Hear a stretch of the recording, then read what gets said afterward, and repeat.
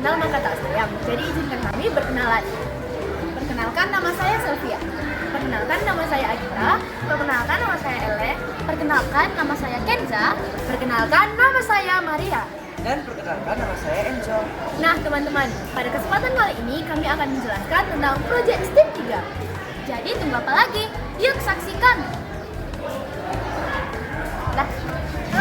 Nah teman-teman, di proyek STEAM 3 ada 3 yang harus kita ketahui.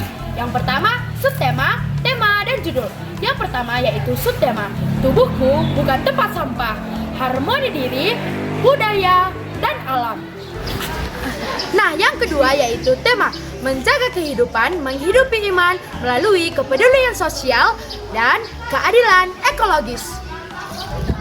Nah, teman-teman, yang ketiga dan terakhir yaitu judul. Judulnya merupakan transformasi zat dan pilihan sehat dalam era modern. Nah, jadi teman-teman, di proyek kali ini ada 4 mata pelajaran yang akan berkolaborasi dengan proyek STEAM 3. Yang pertama adalah IPA, yang kedua adalah matematika, yang ketiga adalah informatika, dan yang terakhir adalah SBK. Ngapain aja sih kita di proyek ini? Jadi teman-teman, yang pertama adalah di mata pelajaran IPA. Di mata pelajaran IPA kita akan belajar tentang zat adiktif dan zat aditif yang akan berada di dalam kehidupan modern. Yang kedua adalah mata pelajaran matematika. Di mata pelajaran matematika kita akan mengolah data dan mengaitkannya dengan keadilan sosial. Nah teman-teman, yang ketiga adalah informatika. Di pelajaran informatika kita akan membuat sebuah kampanye digital yang bisa mengajak orang-orang sekitar peduli terhadap diri sendiri dan lingkungan sekitarnya. Yang keempat, yang terakhir adalah SBK. Di pelajaran SBK kita akan membuat sebuah tarian kontemporer yang dapat mengajak orang-orang untuk peduli terhadap dirinya dan zat aditif dan lain-lain. Nah, ada 2 rencana aksi proyek yang kami buat. Yang pertama ada membuat drama edukatif, dan yang kedua mengunjungi tempat-tempat rehabilitasi atau sarana pendidikan dan lain sebagainya. Emang apa sih manfaat proyek STEAM ini? Nah guys, ternyata banyak loh warga Indonesia yang mulai ketergantungan terhadap zat aditif. Dan kalian sadar gak sih kalau kita mulai sering mengonsumsi zat aditif yang berlebihan? Jadi kita diajak untuk memilah mana zat-zat yang tidak baik untuk kesehatan tubuh kita, dan juga meningkatkan rasa empati ataupun keprihatinan terhadap warga-warga yang mulai kecanduan.